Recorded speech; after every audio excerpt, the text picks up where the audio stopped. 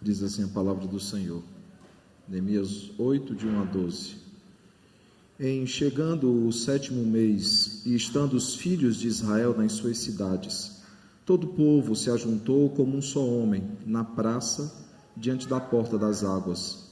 E disseram a Esdras, o escriba, que trouxesse o livro da lei de Moisés, que o Senhor tinha prescrito a Israel.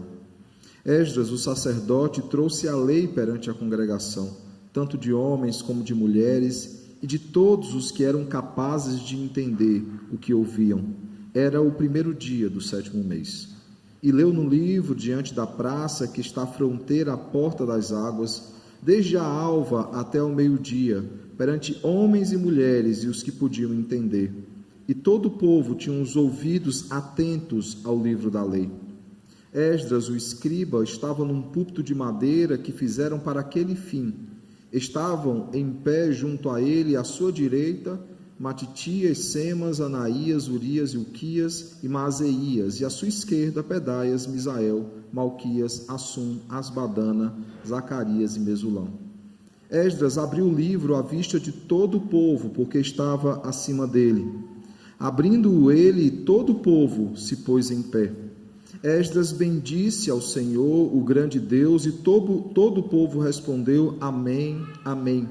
E levantando as mãos, inclinaram-se e adoraram o Senhor com o rosto em terra. E Jesua, Bani, Serabias, Jamim, Acube, Sebatai, Odias, Maaseias, Quelita, Azarias, Josadab, Anã, Pelaias e os levitas ensinavam o povo na lei, e o povo estava no seu lugar. Leram no livro, na lei de Deus, claramente, dando explicações, de maneira que entendessem o que se lia. Neemias, que era o governador, e Esdras, sacerdote e escriba, e os levitas que ensinavam todo o povo, lhe disseram: Este dia é consagrado ao Senhor vosso Deus, pelo que não pranteeis nem choreis. Porque todo o povo chorava, ouvindo as palavras da lei. Disse-lhes mais: Ide, comei carnes gordas, tomai bebidas doces, e enviai porções aos que não têm nada preparado para si, porque este dia é consagrado ao nosso Senhor. Portanto, não vos entristeçais, porque a alegria do Senhor é a vossa força. Os levitas fizeram calar todo o povo, dizendo: Calai-vos, porque este dia é santo, e não estejais contristados. Então todo o povo se foi a comer, a beber, a enviar porções e a regozijar-se grandemente, porque tinham entendido as palavras que lhe foram explicadas. Leamos juntos o último verso, o verso de número 12. Então todo o povo se foi a comer, a beber, a enviar porções e a regozijar-se grandemente, porque tinham entendido as palavras que lhes foram explicadas. Oremos ao Senhor. Santo Deus, maravilhoso Pai, estamos aqui essa manhã, Senhor, nesse momento de pacto, de aliança, nesse momento onde durante a manhã falamos com o Senhor, apresentamos diante do Senhor a nossa adoração, o nosso louvor, e agora, em resposta nesse diálogo pactual, o Senhor nos fala por intermédio da Tua palavra. Te pedimos, Pai, que mais uma vez o Senhor trate com os nossos corações, o Senhor transforme o que precisa ser transformado, que a Tua palavra, Senhor, ela nos confronte, que a Tua palavra, Senhor, ela nos desafie, ela nos capacite, Pai, para vivermos conforme a Tua vontade, Senhor. Entregamos, Senhor, diante de Ti as nossas casas, sabendo que o Senhor é Senhor das nossas vidas e Senhor dos nossos lares. E Te pedimos, traz um verdadeiro avivamento às nossas casas, da mesma maneira que também traz a Tua casa, a igreja do Senhor. É no nome de Jesus que nós te oramos e também te agradecemos. Amém. Podeis sentar, irmãos. O tema dessa manhã é buscando o verdadeiro avivamento nos nossos lares. E é importante pensarmos sobre isso porque a igreja ela é estruturada a partir de casas. Uma igreja ela é composta por famílias e famílias por indivíduos. Então, se temos pessoas, indivíduos que oferecem ao Senhor uma adoração individual, necessariamente teremos também famílias que oferecem ao Senhor adoração comunitária e, consequentemente, teremos uma igreja composta por famílias e indivíduos que adorarão o Senhor. Gruden escreve inclusive um livro dizendo: famílias fortes, igrejas fortes. E essa é uma verdade, irmãos. Nós precisamos orar para que o Senhor traga um verdadeiro avivamento aos nossos lares. E muito se fala sobre avivamento nos nossos dias. Antigamente se falava mais. Já tenho 40 anos, né? Sou a 5ª geração de presbiterianos. E nós ouvíamos muito quando éramos mais novos. Não era um bom avivamento que se pregava, né?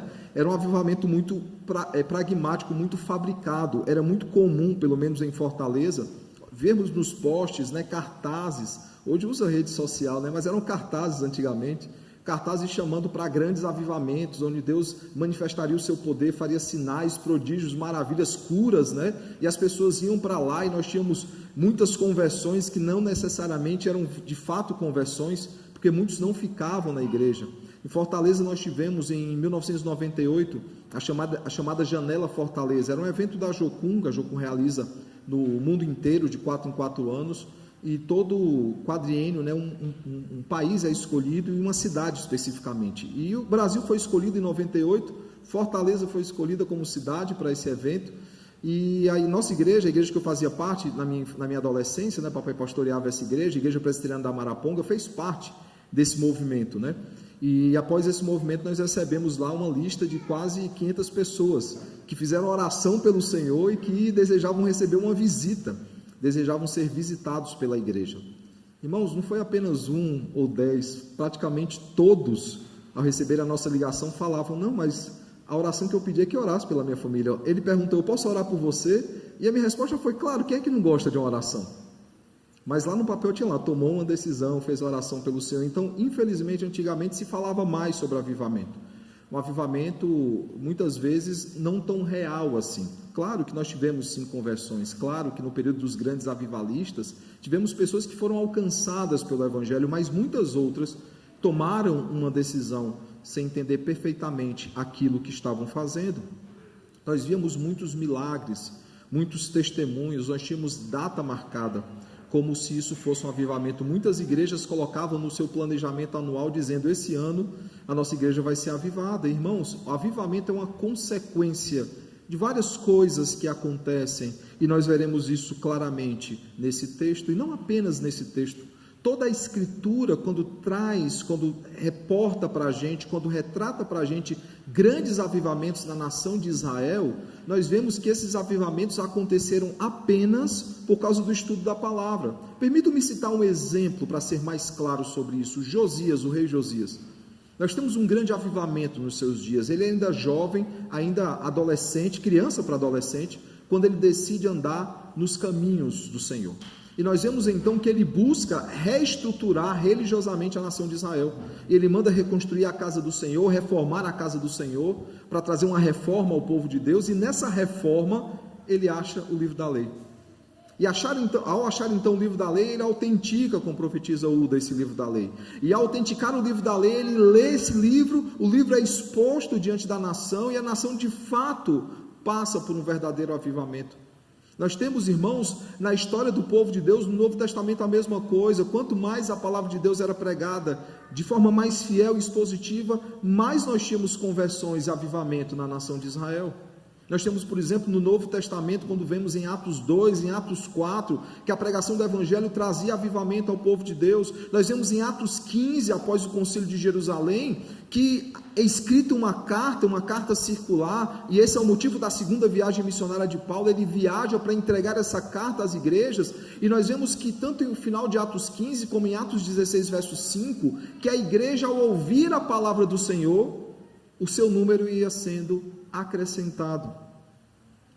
Mas não apenas na história bíblica, irmãos, na história da humanidade, todas as vezes que a palavra de Deus era fielmente exposta, todas as vezes que a igreja retornava às Escrituras, ela era avivada, como nós vemos na Reforma Protestante. A grande verdade, irmãos, é que não existe avivamento sem o ensino das Escrituras. Não existe avivamento sem o aprofundamento naquilo que as Escrituras têm a nos ensinar. E é importante nós percebermos isso, irmãos. No texto dessa manhã nós vemos que o povo ele é convocado e eles atendem à convocação, como nos salmos nós vemos, nos salmos de romagem, os salmos de degrau, eles caminhando em procissão à casa do Senhor para adorá-lo. E nós vemos então que mais uma vez eles são convocados à presença do Senhor e eles comparecem. Um púlpito é feito especificamente para aquele fim, e durante a manhã toda até o meio-dia eles ouvem a palavra do Senhor, eles são instruídos, eles são confrontados e eles são transformados pela a palavra de Deus. É isso que acontece em todas as histórias que eu citei aqui, e é o que acontece também no texto dessa manhã. E nesse texto, irmãos, é interessante lembrar de uma coisa apenas: o povo, ele volta a ouvir a palavra do Senhor depois do cativeiro de 70 anos. Depois de muito tempo, que muitos ali não ouviam a palavra de Deus, e outros que nunca tinham ouvido a palavra de Deus de forma pública, e eles se reúnem para ouvir a palavra do Senhor. Duas coisas importantes aqui, né, irmãos? Alguns há muito tempo não ouviam, outros não tinham ouvido sequer uma vez. Lembramos quando podemos voltar, depois da pandemia, ao ajuntamento solene, quando tivemos a oportunidade de ouvir presencialmente mais uma vez a palavra do Senhor. É mais ou menos esse sentimento aqui, com uma diferença. Na pandemia nós podemos, de casa, ouvir pregações e sermos edificados pela palavra do Senhor. No cativeiro não era assim.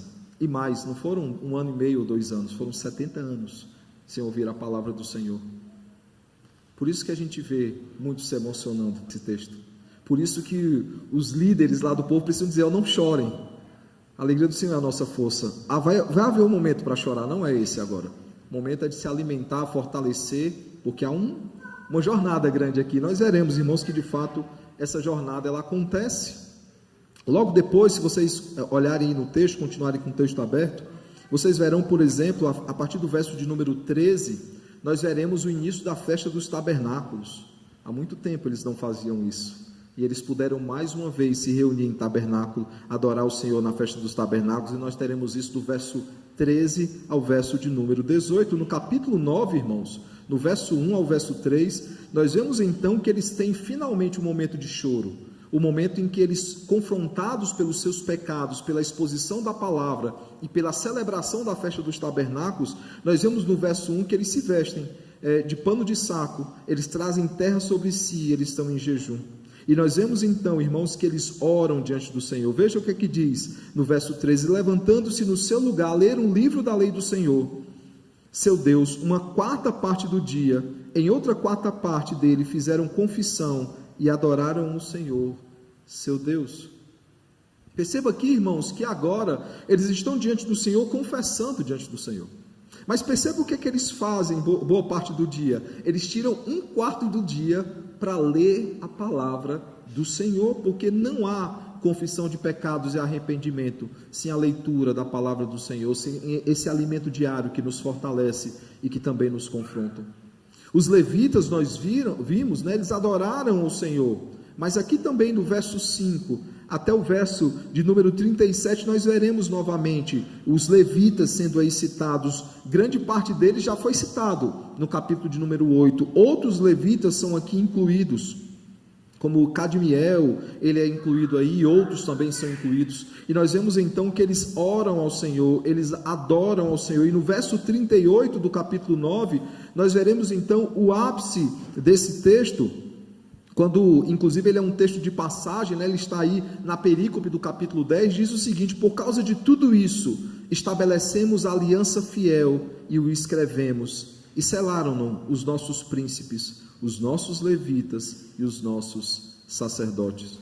Em Neemias 10, do verso 1 ao verso 27, irmãos, nós temos uma lista de nomes daqueles que entraram em aliança com Deus, daqueles que assinaram um pacto, né? De entraram em contrato com o Senhor. E após tudo isso, então, no verso 28 e verso de número 29, nós lemos o seguinte: o resto do povo, não apenas esses líderes que foram citados, mas o resto do povo, os sacerdotes, os levitas, os porteiros, os cantores, os servidores do templo e todos os que se tinham separado dos povos de outras terras para a lei de Deus, suas mulheres, seus filhos e suas filhas, todos os que tinham saber e entendimento, firmemente aderiram a seus irmãos. Seus nobres convieram numa imprecação e num juramento de que andariam na lei de Deus, que foi dada por intermédio de Moisés, servo de Deus, de que guardariam e cumpririam todos os mandamentos do Senhor nosso Deus, e os seus juízos e os seus estatutos. Perceba, irmãos, que juramento é feito aqui. Tantas implicações esse juramento faz. Veja, de forma muito resumida, eles juraram pelo menos 3 coisas. A primeira delas era no sentido de modo de vida. Eles andariam, eles guardariam e eles cumpririam a lei, no verso 29. Andando mais ainda, no verso 30, eles prometem outras coisas. Eles não casariam seus filhos com os povos que não temiam a Deus. Eles não juntariam, isso já havia trazido problemas para o povo de Deus. O povo de Deus já havia visto quais eram as consequências disso. Deuteronômio 7 já havia avisado o que aconteceria. Deuteronômio 8 também já havia avisado. Mas mesmo assim eles obedeceram ao Senhor. E nós vemos, por exemplo, o estrago que Jezabel fez no meio do povo de Deus. No verso 31, eles ainda prometem que guardariam o dia do Senhor, o maior sinal da aliança de Deus, aquilo que exprime o mandato espiritual com o Senhor. E outros votos foram feitos por eles, do verso 32 até o verso de número 39. Que avivamento, irmãos! E tudo começou com a pregação da palavra de Deus, no texto que nós lemos essa manhã. Talvez alguns se perguntem, mas é aí que começa o avivamento no meio do povo de Deus? Não, irmãos, não é aí. Abramos rapidamente em Esdras, capítulo 7. É o livro anterior, Esdras, capítulo 7.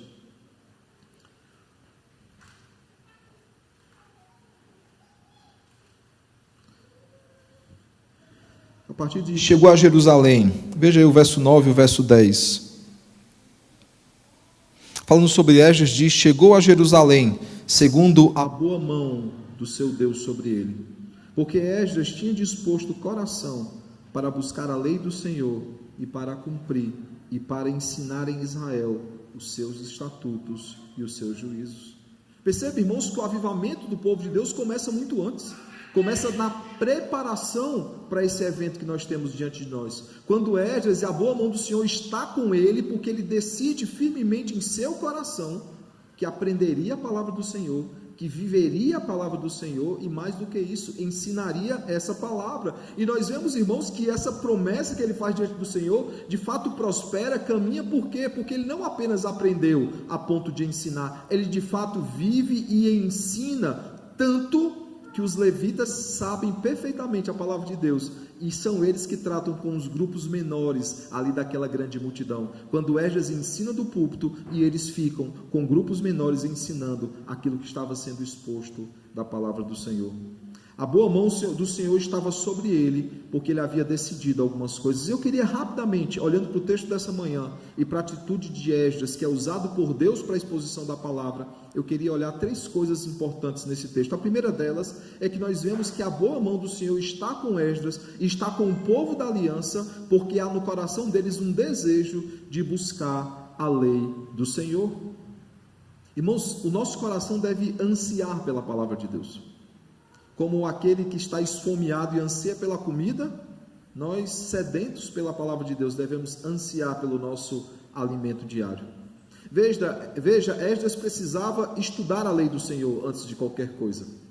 Ele não poderia buscar ensinar essa palavra se antes não a conhecesse.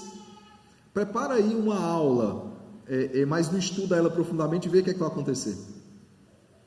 Na minha época de seminário, nós tínhamos que preparar aulas, e nós preparávamos, e eu pegava algumas pessoas aí de teste, para poder ouvir a aula, dizer o que é que achava e fazer perguntas, o que era mais importante. E assim que muitos fazem também na universidade, você prepara os slides, o melhor slide que puder, você testa quais tipos de perguntas capciosas podem surgir, porque você precisa dar resposta a cada uma delas, você estuda profundamente o assunto. Se eu chegar aqui no domingo de manhã ou domingo à noite, eu não tiver estudado corretamente o texto, me aprofundado no texto, vocês vão perceber isso. Vai dizer: eita, hoje, essa semana o pastor não estudou o que deveria. E é assim que acontece, irmãos, em qualquer canto. Essa é a verdade. Para ensinar algo nós precisamos aprender aquilo, e Esdras, ele busca aprender a lei do Senhor. Antes mesmo de pensar em viver a palavra de Deus, ele tinha que estudar a palavra do Senhor, ou até mesmo pensar em ensiná-la, e mesmo que ele não tivesse que ensinar a palavra de Deus diante de tão grande multidão, ele precisava ensinar a palavra de Deus para a sua casa, para os seus. Por isso ele precisava estudá-la com afinco, ele precisava estudá-la de forma profunda, para que ele pudesse dar a razão da esperança que há em nós, como nós aprendemos no Novo Testamento. E é exatamente isso que ele faz. É por isso que a boa mão do Senhor está com ele, porque ele decide no seu coração estudar a palavra do Senhor.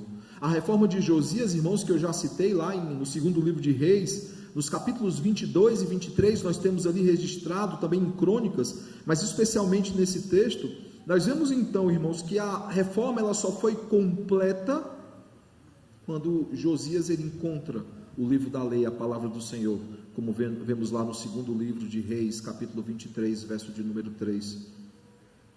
E é interessante perceber, irmãos, que a história, quando fala a respeito dele, no capítulo 23, verso 25, do mesmo livro que eu já citei, de 2 Reis, se refere a ele como o maior rei de Israel.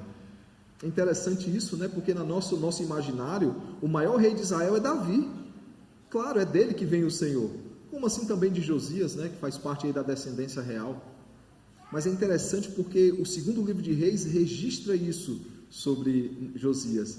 Ele foi o maior rei de Israel, porque ele cumpriu tudo aquilo que Deus esperava dele como rei. E uma dessas coisas era voltar à nação de Israel, à adoração pública.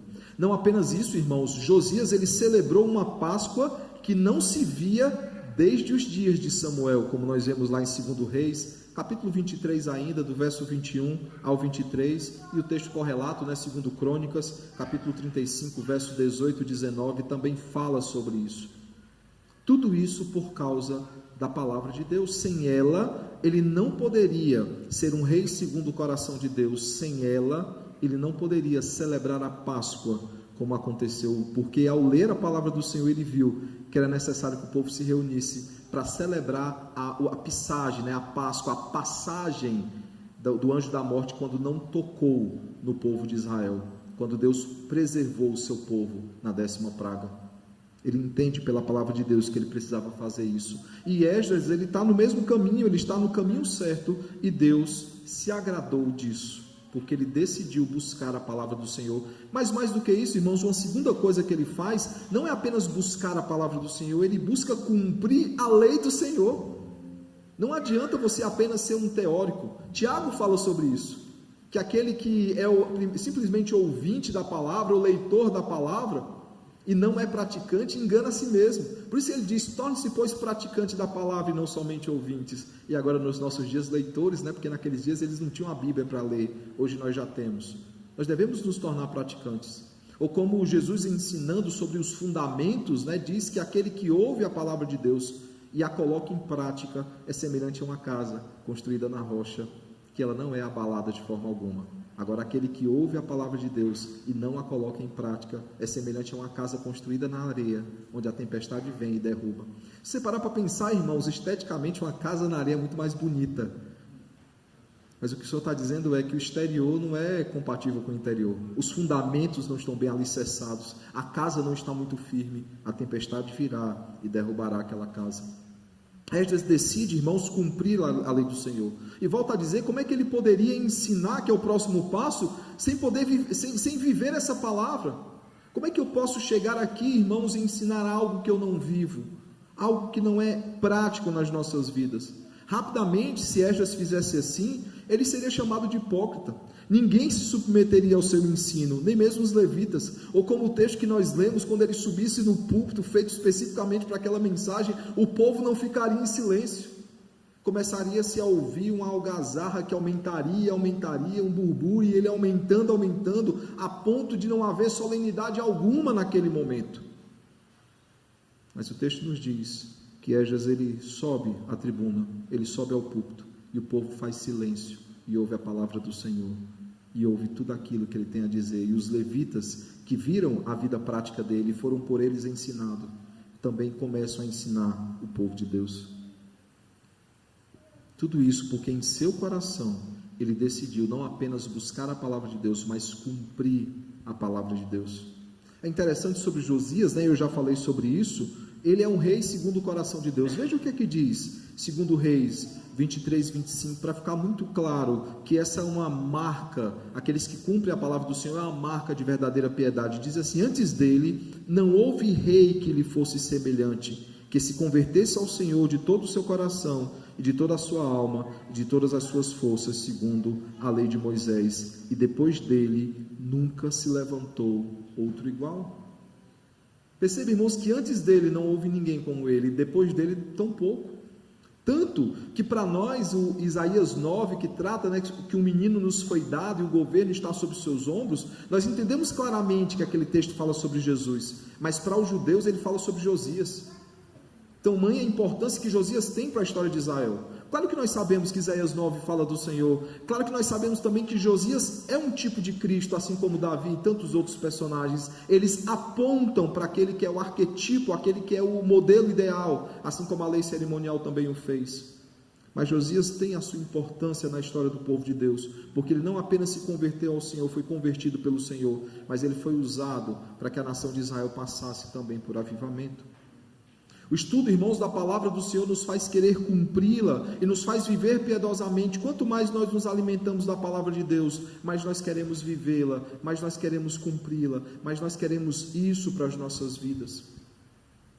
Mas a boa mão do Senhor, irmãos, estava com Esdras, não apenas porque ele buscou a lei do Senhor, não apenas porque ele queria cumprir a lei de Deus e de fato ele o fez, mas porque havia no seu coração a disposição de ensinar a lei do Senhor. Esse é o último aspecto desse texto e o mais importante, porque traz o avivamento para a nação de Israel: o ensino.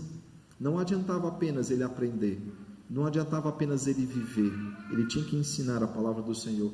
E o que dá a entender nos registros históricos, irmãos, é que essa cena de Esdras se dispondo a aprender, viver e ensinar se dá meses antes da tarefa que lhe é atribuída de trazer a exposição da palavra de Deus, de trazer a exposição da palavra de Deus diante de toda a nação de Israel depois de 70 anos.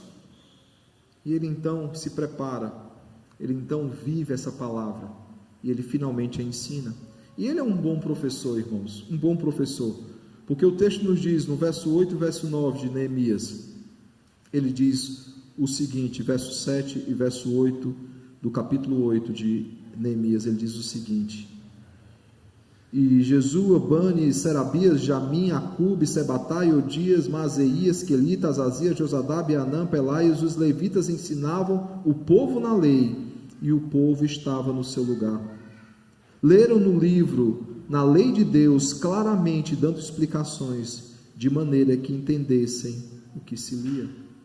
Eles estavam, irmãos, sendo ensinados, todos entenderam a palavra de Deus, porque foram ensinados pelos levitas, que uma vez foram ensinados por Esdras, como nós vemos no verso 12, então todo o povo se foi a comer, a beber, a enviar porções e a regozijar-se grandemente, porque tinham entendido as palavras que lhe foram explicadas.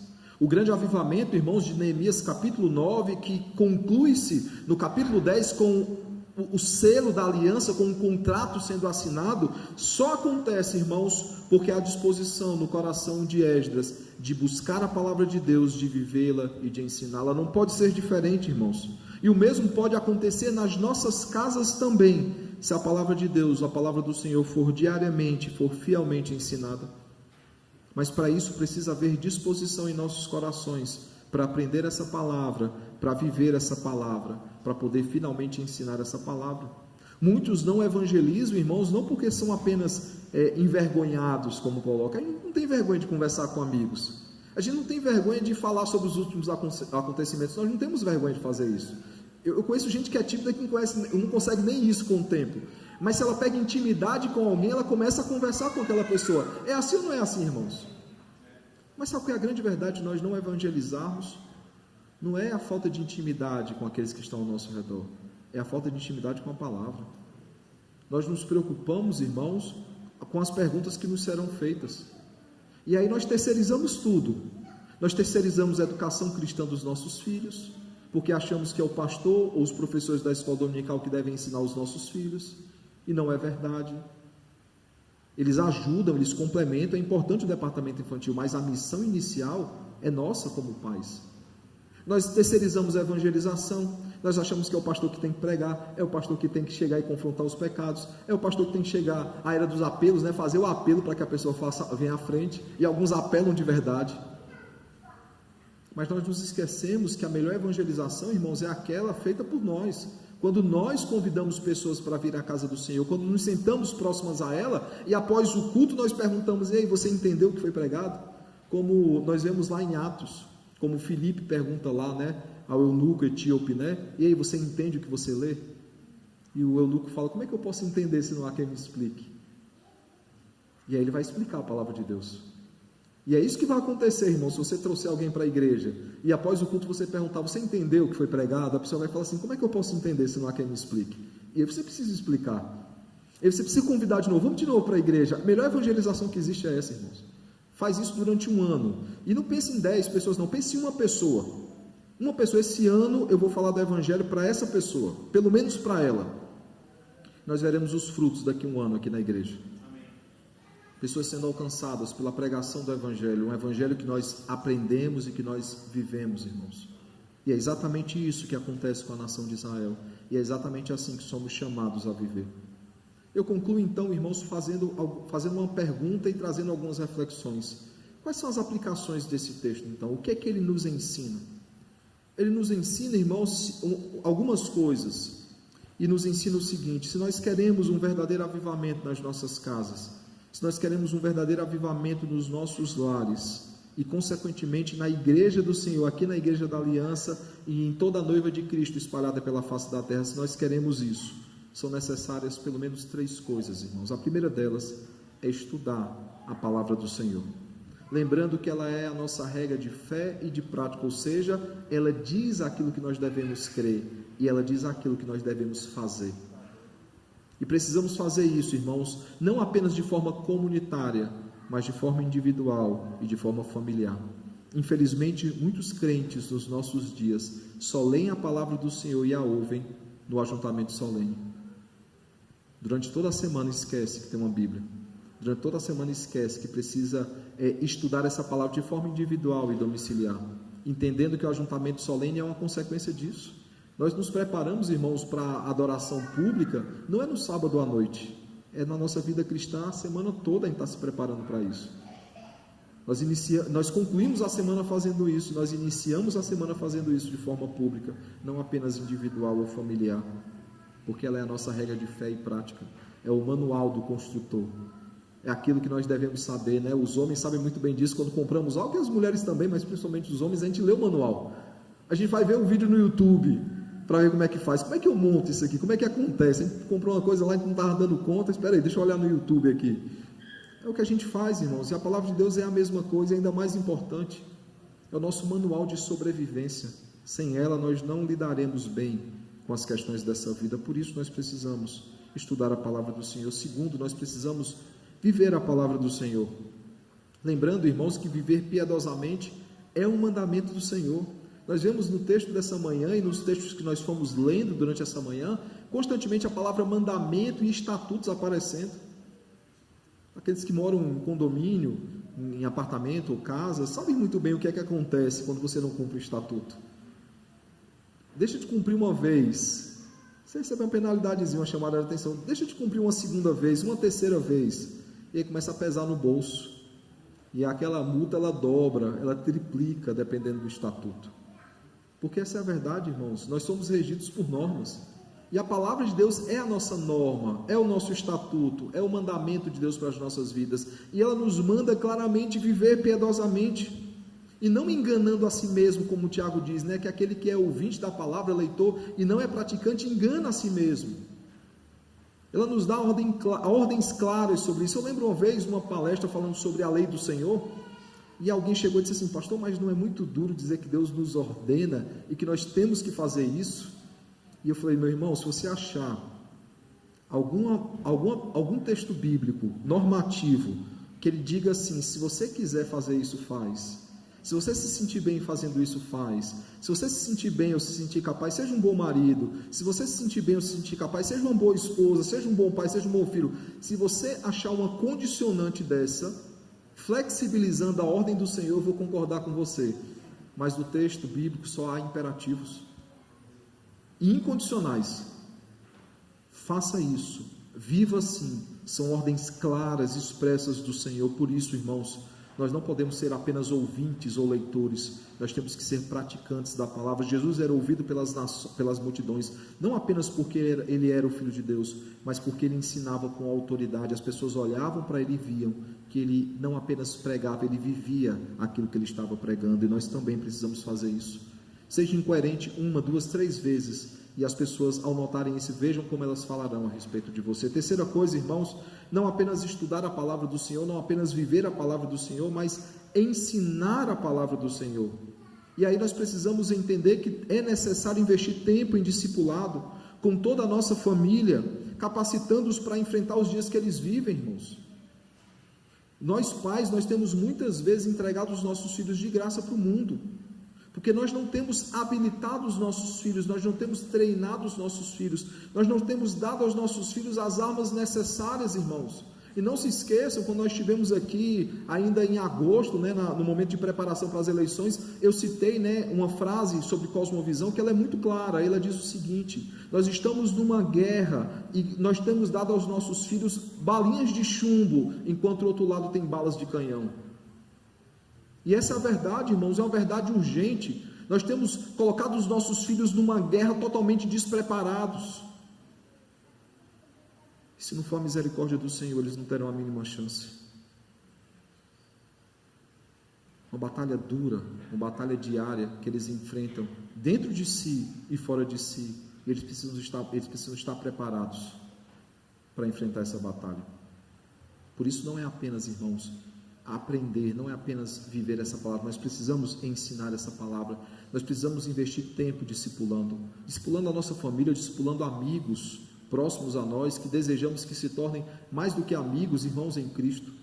Nós precisamos investir tempo em discipulado, para que os nossos filhos e aqueles que estão próximos a nós, eles possam enfrentar os dias em que nós vivemos, e que só devem piorar, irmãos, só devem piorar pelo que nós vemos na palavra de Deus.